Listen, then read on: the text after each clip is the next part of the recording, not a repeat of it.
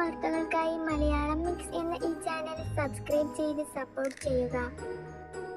യൂട്യൂബിൽ വ്ളോഗ് ചെയ്തും ടിക്ടോക്കും റീൽസുമെല്ലാം എടുത്ത് സോഷ്യൽ മീഡിയയിൽ വൈറലായ ഒരു കപ്പിളാണ് രാജേഷ് ചിന്നു. പ്രണയിച്ചു വിവാഹം കഴിച്ച ഇവർ കാസർഗോഡ് സ്വദേശികളാണ്. രണ്ടുപേരും പണ്ട് മുതൽക്കേ സോഷ്യൽ മീഡിയയിൽ ആക്റ്റീവ് ആകുകയും ഇപ്പോൾ മില്യൺ കണക്കിന് ഫോളോവേഴ്സും സബ്സ്ക്രൈബേഴ്സുമാണ് ഇവർക്കുള്ളത്.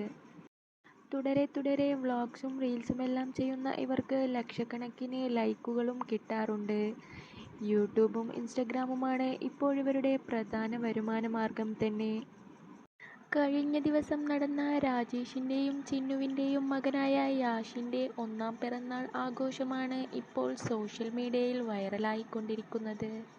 വളരെ ആർഭാടമായ രീതിയിലായിരുന്നു ഇവർ ഒന്നാം പിറന്നാൾ ആഘോഷിച്ചത്. അതിനാൽ തന്നെ ഇവരെ നിരവധി പേർ കുറ്റപ്പെടുത്തുകയുണ്ടായി.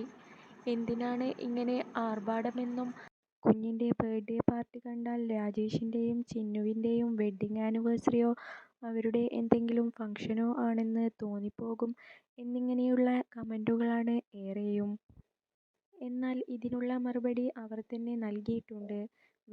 ഇവരുടെ വെഡ്ഡിങ്ങും റിസപ്ഷനും മറ്റ് ചടങ്ങുകളുമെല്ലാം ചെറിയ രീതിയിൽ കഴിച്ചതുകൊണ്ട് ഈ ഫംഗ്ഷൻ വലിയ രീതിയിൽ കഴിക്കണമെന്നത് ഞങ്ങളുടെ ഒരാഗ്രഹമായിരുന്നുവെന്നും ഇവർ മറുപടി നൽകിയിരുന്നു. എന്നാലിപ്പോൾ അധികം പേരും കളിയാക്കുന്നത് ഇവരുടെ വസ്ത്രത്തെയാണ്. രാജേഷ് ധരിച്ച വസ്ത്രം കണ്ടാൽ ഒരു മജീഷ്യനെപ്പോലെ തോന്നിപ്പോകും.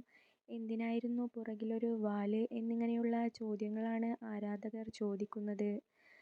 ഇവരുടെ ഡാൻസ് കണ്ടാൽ ഒരു മജീഷ്യൻ്റെയും സർക്കസുകാരിയുടെയും പെർഫോമൻസ് ആണെന്നേ തോന്നൂ എന്നിങ്ങനെയുള്ള മോശം കമൻറ്റുകളും വരുന്നു.